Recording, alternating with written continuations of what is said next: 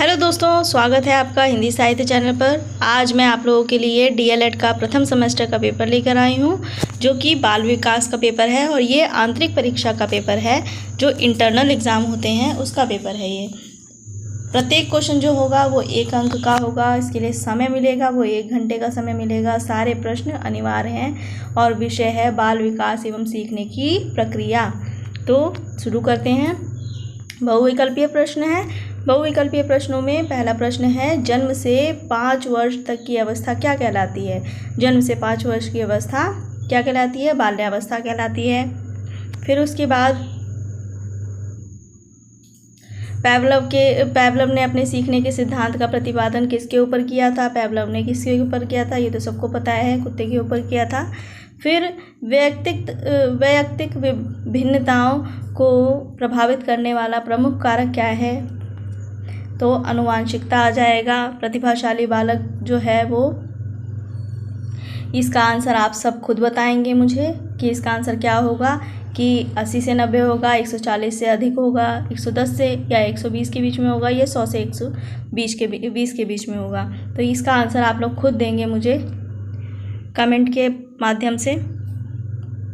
फिर बालक के शरीर में होने वाली वृद्धि अर्थात लंबाई एवं वजन को क्या कहते हैं? बहुत आसान है, इसका उत्तर शारीरिक विकास कहते हैं। मानसिक आयु का सूत्र से मापन कीजिए। मानसिक आयु को क्या कहा जाता है? बुद्धि लब्धि कहा जाता है। मानसिक आयु पहचानने के लिए हम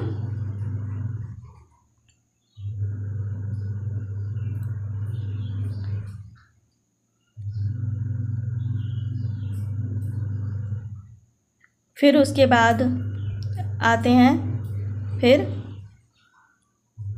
अच्छी स्मृति के लिए प्रभावी नियम कौन सा होता है?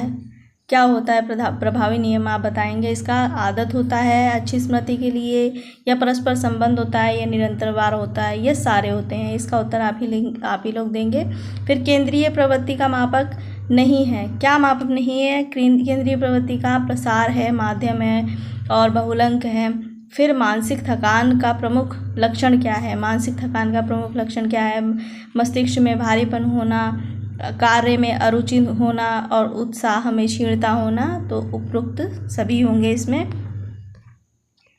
फिर उसके बाद अति लघु प्रश्न आते हैं। वो प्रत्येक प्रश्न 1 अंक का ही है। स्टैनले हॉल ने किशोरावस्था को कौन सी अवस्था कहा है? फिर कोहलर ने अपने सीखने के सिद्धांत का प्रतिपादन किसके ऊपर किया था? फिर आते हैं बुद्धि के बहुलक सिद्धांत का प्रतिपादन कीजिए। फिर पैवलव ने सीखने से संबंधित अपने सिद्धांत का प्रतिपादन किसके ऊपर किया था? पैवलव का पता ही है आपको, कुत्ते पर किया था। फिर उसके बाद आते हैं, बालक के केंद्रक में सामान्यतः कितने गुण होते हैं?